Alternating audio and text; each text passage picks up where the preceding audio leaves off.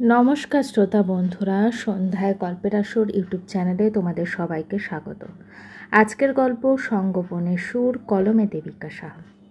দেখেছিস তো, আমি বলেছিলাম এটা করাটা ঠিক হবে না, উল্টে তোদেরকেও আমার জন্য দুটো কথা শুনতে হলো। আমি এটা একদম চাইনি যে আমার জন্য সময় দে রোহিত, হয়তো সময়টা দেওয়া দরকার, ওরও আরও সময় দরকার। অঙ্কন, তবে আমার মনে হয় কেয়া এবার একটু বাড়াবাড়ি করছে।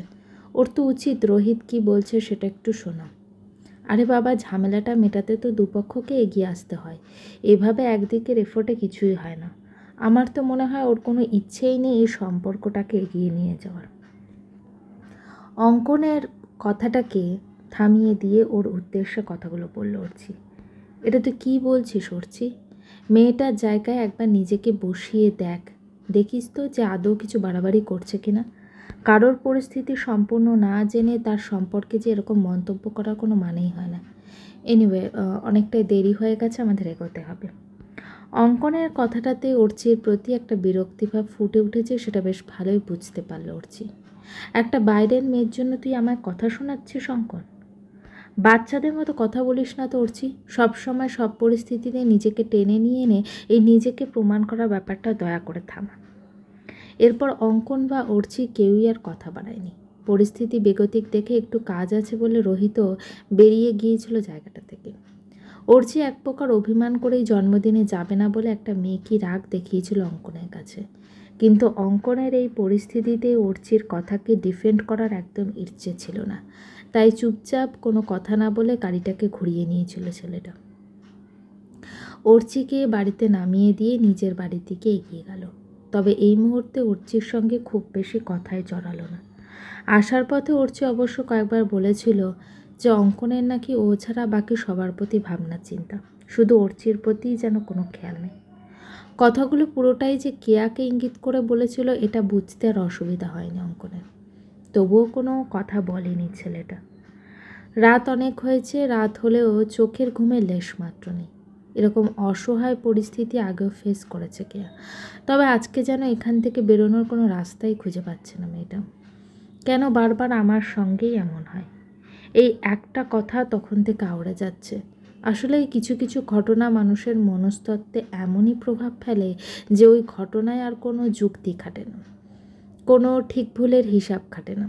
দরকার হয় একটু সহানুভূতির, একটু ভালোবাসা ছাড়া ওই ঘটনায় প্রলেপ দেওয়ার মতো আর কিছুই হয়তো থাকে না। রোহিতের সঙ্গে অভিজ্ঞতাটা এতটাই খারাপ যে কেয়া চাইলেও ওর সঙ্গে সাধারণত বিহেদ করতে পারে না। রোহিতের থেকে কেয়া পালাতে চায়, ওই অতীতগুলি থেকে কেয়া মুক্তি পেতে চায়। ও চায় না যে অতীতের কোনো স্মৃতি ওকে তাড়া করে বেড়াক, তাই রোহিতের মুখোমুখি আর হতে চায় না। কিন্তু পরিস্থিতিকে দেখো, সেই ঘুরে ফিরে অতীতকেই ওর সামনে এনে দাঁড় করিয়ে দিচ্ছে। যে মানুষটা ওকে খুন করতে চেয়েছিল, আর যাই হোক, তাকে কখনো বিশ্বাস করার কথা ভাববেও না কেয়া, কখনো না। অতীত যদি আমাকে না ছাড়ে তবে আমি ছেড়ে যাব, আমি চলে যাব এই শহর ছেড়ে। হ্যাঁ, এটাই একমাত্র বাঁচার উপায়। আমাকে চলে যেতে হবে অনেকটা দূরে, যেখানে কেউ আমাকে খুঁজে পাবে না কোনোদিন। আজ সকালের ওয়েদারটা বড্ড ইরিটেটিং। সেই ভোর থেকে প্যাচপ্যাচে বৃষ্টি। এই বৃষ্টিতে না তো ঘরে বসে রেইনি ডে ছুটে নেওয়া যায়, না তো আবার নির্দ্বিধায় ঘুরে বেড়ানো যায়। ঘুম থেকে উঠে এরকম একটা ওয়েদার দেখেই মেজাজটা খিচিয়ে উঠল অঙ্কনের। ঘড়ির দিকে তাকিয়ে দেখলো প্রায় 9টা বাজতে যায়। তার মানে এখনই বেরোতে হবে। আজকে যখন অঙ্কন অফিস পৌঁছলো তখন ঘড়ির কাঁটায় 11টা পেরিয়ে গেছে। রাস্তায় জ্যামের জন্য বুটিকে ঢুকতে ঢুকতে একটু দেরি হয়ে গেল। কালকের পর থেকে অর্চির সঙ্গে একবারও কথা হয়নি অঙ্কনের। অর্চিও ফোন করেনি, আরও নিজে থেকেও অর্চিকে খাটাতে যায়। মেয়েটা মাঝে মধ্যে এমন এক একটা বিহেভ করে যে মেনে নেওয়া সত্যি সম্ভব হয়ে আর ওঠে না। ও খুব বুঝতে হবে নিজের ভুলটা। সবসময় সেটাকে প্রশ্রয় দিলে কখনোই নিজটাকে শোধরাতে পারবে না। মনে মনে কথাটা ভেবে একটা দীর্ঘশ্বাস নিয়ে নিজের কেবিনে এসে বসল অঙ্কন। স্যার, আসবো? পরিচিত একটা কণ্ঠস্বর সামনের দিকে তাকালো অঙ্কন। ও মিস সান্যাল, আসুন আপনি। কি একটা ভেবে নিয়ে অঙ্কনের কেবিনে ঢুকে এলো কেয়া। তারপর চারদিকটা একটু তাকিয়ে নিয়ে হাতে থাকা বাদামি রঙের খামটা টেবিলের উপর রেখে দিল কেয়া। এটা আমার রেজিগনেশন লেটার স্যার, আমি আর এখানে কাজ করতে চাই না। মানে এটা কি? কেয়ার কথাটাতে একটু অদ্ভুতই লাগলো অঙ্কনের। চাকরি ছেড়ে দেবেন মানে? But why? স্যার, এটা সম্পূর্ণ আমার পার্সোনাল ডিসিশন। তবে হ্যাঁ, এই ডিসিশানটা নেওয়ার জন্য আপনি কিছুটা হলেও দায়ী আর কি। সরি টু সে, আপনি যদি এভাবে আমার পার্সোনাল লাইফে ইন্টারফেয়ার না করতেন তাহলে এত সিকিওর একটা জব থেকে আমাকে বেরিয়ে যেতে হতো না। সত্যি বলতে এই চাকরিটা আমার খুব দরকার। এটা পেয়ে আমি ভেবেছিলাম নিজেকে হয়তো আরেকবার প্রমাণ করতে পারবো, কিন্তু সেটা আর পারলাম কই। এতটুকু বলে একটু থামল মেয়েটা। মিস সান্যাল, আমার মনে হয় কোথাও ভুল বুঝছেন আপনি। হ্যাঁ, মানছি যে আমার তরফ থেকে একটা ভুল হয়েছে। এভাবে আপনার পারমিশন না নিয়ে আপনার ইনফরমেশন রোহিতকে দেওয়া উচিত হয়নি আমার। কিন্তু এটাও তো মানবেন যে এটা আপনাদের ভালোর জন্যই। না স্যার, এখানেই আমার আপত্তি। আমি চাই না আমার জীবনে আর কিছু ভালো হোক। আমি জানি না রোহিত আপনাকে কি বলেছে। স্যার, রোহিত আপনার বন্ধু, তাই ও যা বলবে সেটাকে সত্যি বলে মেনে নেওয়াটা আপনার পক্ষে খুব স্বাভাবিক। কিন্তু স্যার, কিছু সত্যি অন্য কথা বলেন। আপনি হয়তো এটা জানেন না যে রোহিত আমাকে ওর জীবন থেকে সরিয়ে ফেলার চেষ্টা করেছিল, বা হয়তো এটা জানেন আমাদের মধ্যে কোনো ঝামেলা হচ্ছিল, তার ফলস্বরূপ ও আমাকে একা রেখে পালিয়ে গিয়েছিল। কিন্তু স্যার, আপনি কি জানেন তখন আমি প্রেগনেন্ট ছিলাম? ও খুব ভালো করে জানতো আমার ত্রকোফিয়া আছে। আমি উঁচু জায়গাকে ভয় পাই, আর ও এই সুযোগটাকে কাজে লাগায়। ও আমাকে অন্ধকার রাতে খোলা ছাদে একদম কোনায় দাঁড় করিয়ে দিয়ে পালিয়ে গিয়েছিল। যাওয়ার আগে এটাও বলে গিয়েছিল যেন আমি চোখ না খুলে। আর আমিও বোকার মতো ওভাবেই দাঁড়িয়েছিলাম। অনেকক্ষণ দাঁড়িয়ে থেকেও যখন রোহিতের কোনো সাড়া পাচ্ছিলাম না, তখন ওকে আমি বারবার ডেকেছি, কিন্তু কোনো উত্তর পাইনি। কিছুক্ষণ বাদে ছাদে থাকা একটা ফুলের টব ভাঙার আওয়াজে আমি ভীষণ ভয় পেয়ে যাই, কেঁপে উঠি প্রায়। তারপর আচমকাই চোখটা খুলে ফেলি। আর তারপর আর কিছু বলতে পারবো না স্যার। তারপর সব অন্ধকার। ভগবানের অনেক করুণায় হয়তো আমি সেদিন প্রাণে বেঁচে গিয়েছিলাম, কিন্তু আমার মধ্যে যে প্রাণটার অস্তিত্ব শুরু হয়েছিল তাকে আর বাঁচাতে পারিনি। তারপর আমি নিজেই সরে এসেছিলাম। এবার আপনি বলুন স্যার, নিজের হাতে ঠেলে ফেলে দিয়ে খুন করার থেকে এটা কি কোনো অংশে কম? এরপরেও আমাকে বলবেন ওকে কিছু বলার সুযোগ দিতে? না স্যার, আমি ওকে শাস্তি বা সুযোগ কোনোটাই দেবো না। ও থাকুক নিজের মতো, আমার কোনো আপত্তি নেই। কিন্তু আমার জীবনে ওকে আমি আর কোনোভাবেই হস্তক্ষেপ করতে দেবো না। দরকার হলে আমি অনেক দূরে চলে যাব, কিন্তু ওর সামনে কখনো না। এতগুলো কথা আমি আপনাকে বললাম এই জন্যই যে আপনি যেন আমাকে দুর্বল না ভাবেন। আমি বাঁচতে চাই, তবে সেটা আমার মতন করে। আমি আসছি স্যার, ভালো থাকবেন। এক নিঃশ্বাসে কথাগুলো বলে আর কোনো উত্তরেরই অপেক্ষা না করে অঙ্কন এই কেবিনটার থেকে বেরিয়ে গেল কিয়া। মায়ের কথাতে এক প্রকার বাধ্য হয়েই আজকে বিয়ের কয়েকটা কেনাকাটা করতে মার্কেটে এসেছে উঠছি। কাল থেকে মনটা একেবারেই ভালো লাগছে না। তার মধ্যে এই বিয়ের জন্য শপিং করার মুড একেবারেই ছিল না ওর। যেখানে নিজেদের সম্পর্কের কোনো স্মুথ দীর্ঘমেয়াদী সরলরেখার সমীকরণ খুঁজে পায় না, সেখানে বিয়ের জন্য শপিং করতে বেড়ানোটা নিতান্তই লোক দেখানো ছাড়া আর কিছুই মনে করতে পারছে না উঠছি।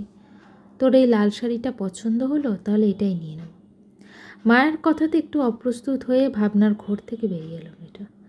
আসলে অনেকক্ষণ ধরেই এই শাড়িটা কোলে নিয়ে বসেছিল। শাড়িটা নিয়ে এভাবে বসে থাকার জন্যই হয়তো মা ভাবলো এই শাড়িটা ওর পছন্দ হয়েছে। হ্যাঁ, ঠিক আছে, নিয়ে নাও। আচ্ছা, সে তো হলো, বাকি তো অনেক শাড়ি সিলেক্ট করতে হবে। একটু মন দিয়ে দেখ তো কোথায় তোর মনটা পড়ে আছে কিনা কি জানি। মা, বলছি যে তুমি তোমার পছন্দ মতো নিয়ে নাও না। আমার শরীরটা তেমন ভাল লাগছে না, আর এখানে এত ভিড়ে আমার কেন যেন সাফোকেটেড লাগছে। আমি বাইরেটায় গিয়ে দাঁড়াচ্ছি, তুমি শাড়ি পছন্দ করে এসো। মাকে কথাগুলো বলেই দোকানটার থেকে বাইরে বেরিয়ে এলো উঠছি। যদিও ওর এই কথাতে ওর মা একেবারেই সায় দেয়নি প্রথমে, তবুও মেয়ের শরীর খারাপ শুনে একটু ধাতস্থ হলেন। বাইরে থেকে বেরিয়ে এসে পার্কিং জোনে যেখানে গাড়িগুলো দাঁড়ানো আছে ওখানে একটা ফাঁকা জায়গায় একটু ছায়া দেখে দাঁড়ালো উঠছি। আসলে মাথাটা সত্যিই ধরেছে, তবে এই মাথা ধরার কারণটা যদিও শারীরিক সমস্যা নয়, মানসিক দিক থেকে উঠছি প্রতিনিয়ত ক্ষতবিক্ষত হয়ে চলেছে, আর তার ছাপ পড়ছে শরীরের ওপর। চাইলেও নিজেকে নিজের মনের ধারণাকে চেঞ্জ করতে পারছে না, আবার চাইলেও মনের বিরুদ্ধে গিয়ে কোনো কাজ করতে পারছে না। এক অদ্ভুত টানাপোড়েন বেঁধে রয়েছে যেন। মনে মনে কথাগুলো ভাবতে ভাবতেই চোখের কোণটা যে সিক্ত হয়ে এলো মেয়েটা। অঙ্কনকে একবার ফোন করি, ওর সঙ্গে কথা বলাটা দরকার। ব্যাগ থেকে ফোনটা বের করে অঙ্কনের নাম্বারে ডায়াল করলে উপাস থেকে কোনো উত্তর এলো না। কাল থেকে অঙ্কনের সঙ্গে কথা হয়নি। অর্চি ভেবেছিল অঙ্কন হয়তো ফোন করবে, কিন্তু কোথায় কি। ও যখন নিজে থেকেই ফোন করলো তখন আবার ফোনটা রিসিভ করলো না ছেলেটা।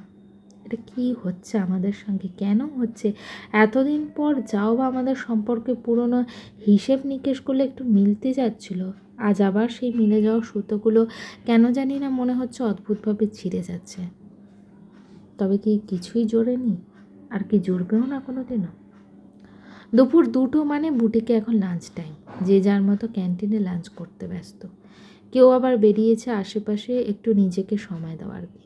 টিফিন টাইম শেষ হলে আবার ফিরে আসবে নিজের ডেস্কে, নিজের কাজে। মৌমি বারবার কেয়ার নাম্বারে ডায়াল করে যাচ্ছে।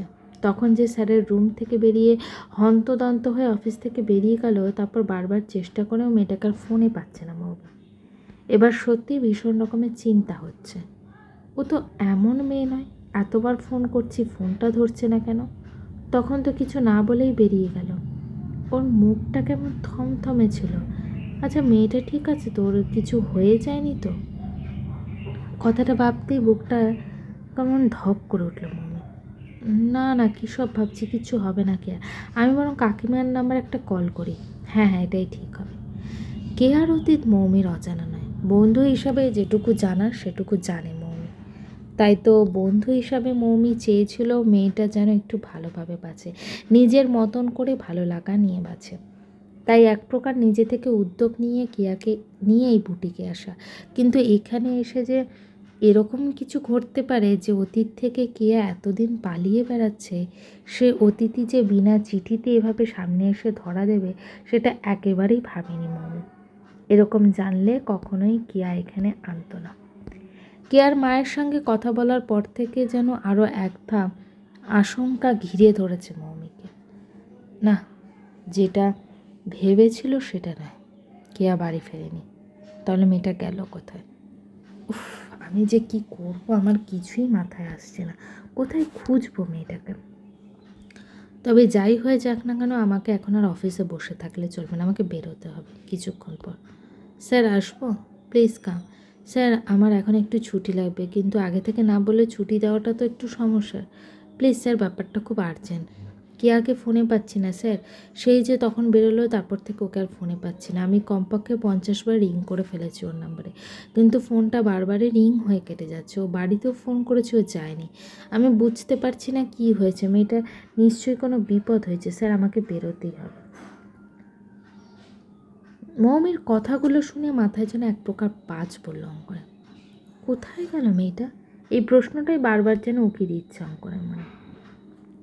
পাশের গাছটার থেকে টুপটুপ করে পড়তে থাকা জল অনিচ্ছা সত্ত্বেও ভিজিয়ে দিচ্ছে শরীরের কিছুটা অংশকে। একটু আগে হয়ে যাওয়া এক পশলা বৃষ্টিতে প্রায় পুরোপুরি ভিজে গেছে মেয়েটা। যে বেঞ্চটাতে বসে আছে সেটাতেও বৃষ্টির বাতাবরণ আর শ্যাওলার আবরণ জড়িয়ে এক অদ্ভুত নিস্তব্ধতার মধ্যে প্রাণের শব্দটুকু অস্তিত্বের আবহন বার্তা জানান দিয়ে যাচ্ছে। আজ কেমন যেন নিজেকে খুব হালকা লাগছে কেয়া। রোহিতের সঙ্গে হয়তো কথাগুলো হওয়ার দরকার ছিল। নিজের মনের মধ্যে এতটা সাহস কখনো ছিল যে সেটাই ভাবনাতীত কেয়ার কাছে। এতদিন যে ভয়টা কুড়ে কুড়ে খাচ্ছিল সেটাকে আজকে সমূলে উপড়ে দিতে পেরেছে কেয়া। তখন হন্তদন্ত হয়ে অফিস থেকে বেরোনোর সময় গেটের বাইরেই রোহিতের সঙ্গে দেখা।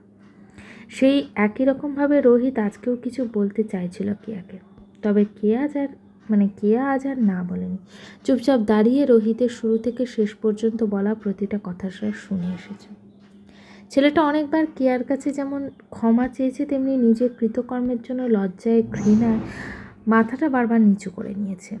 ওর চোখে মুখে যে অনুতপ্তের ছোঁয়া স্পষ্ট, তা কেয়ার চোখ এড়ায়নি। তবে কেয়া আজকে চুপ করে থাকেনি। রোহিতের কাছে কৈফিয়ত চেয়েছে যে কেন রোহিত ওকে আর সন্তানকে পৃথিবী থেকে সরিয়ে দিতে চেয়েছিল। এর উত্তর অবশ্য রোহিত আজও জোর দিয়ে দিতে পারেনি। তবে একথা স্পষ্ট, রোহিতের জীবনে ক্রমাগত দিন এগিয়ে যাওয়ার সাথে সাথে কেয়ারও যেন একটা বোঝা হয়ে উঠেছিল। অন্য এক সম্পর্ককে টিকিয়ে রাখার মারাত্মক চেষ্টাতেই রোহিতের এই ভ্রম। তবে সেদিনের সেই ঘটনার পর থেকেই অপরাধবোধ রোহিতকে খুঁড়ে খুঁড়ে খাচ্ছিল। এও যথেষ্টভাবেই স্পষ্ট কেয়ার কাছে। কাউকে মেরে ফেলার চেষ্টার মতো ভয়ঙ্কর অন্যায় যে এতগুলো বছরের প্রতিটা মুহূর্ত ধরে যে টিপে মারছে ওর গলা, তা আজ রোহিতের মুখের দিকে তাকিয়ে বেশ স্পষ্টই বুঝতে পারছে কেয়া। তবে কি কিছু কিছু মুহূর্তকে সরিয়ে এগোনো যায় না কখনোই। তেমনি কেউ পারবে না কখনো রোহিতের হাত ধরে আবার সামনের দিকে এগিয়ে যেতে। এটা কখনো সম্ভব না। তাই তো এই কথাটা আজকে রোহিতকে স্পষ্ট করে জানিয়ে দিয়ে এসেছে কেয়া। কিছু কিছু সময় স্পষ্ট কথা বলা দরকার। নিজের জন্য দরকার হয়, উল্টো দিকের মানুষটার জন্যও দরকার হয়। হতে পারে রোহিত নিজের ভুলটা বুঝতে পেরেছে, এটাও ঠিক কেয়া ওর জীবনের ভয়াবহ অতীতকে পিছনে ফেলে অতীতের ক্ষোভ দুঃখ সমস্ত কিছুকে সরিয়ে দিয়ে সামনের দিকে এগোতে পেরেছে। কিন্তু হ্যাঁ, এই কিন্তু সমস্ত সম্পর্কের হিসেব নিকেশ মন থেকে আসা এই কিন্তু শব্দটাই কিন্তু অনেক দামি।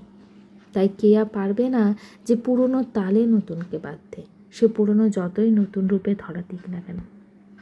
এক মনে কথাগুলো ভাবতে ভাবতে একটা দীর্ঘশ্বাসের লম্বা রেখা বেরিয়ে এলো কেয়ার মুখ থেকে। একটা এলোমেলো ভাব খেলে রয়েছে মেয়েটার চোখে মুখে। তবে এই এলোমেলো যেন হারিয়ে ফেলার নয়, নতুন করে শুরু করার, নিজেকে গুছিয়ে নেওয়ার, যেটা আপাতভাবে বোঝা না গেলেও সময়ের সাপেক্ষে যার অনুধাবন অপরিহার্য। মানুষ যে জীবনে কখন কিসের পেছনে ছুটে সেটা একমাত্র সময় ছাড়া আর কেউই জানে না। ওই মানুষটা নিজেও জানে না। এই যেমন অঙ্কন ভীষণ রকম ব্যতিব্যস্ত হয়ে এদিক ওদিক ছুটে বেড়াচ্ছে কেয়ার খোঁজে। পরন্ত বিকেলের আকাশে সন্ধ্যার আগমন আর কিছু সময়ের ব্যবধান। এতক্ষণ যেন একটা ঘোরের মধ্যে ছিল কেয়া। কোথায় আছে, কি করছে, কিছুতেই কোনো খেয়াল ছিল না।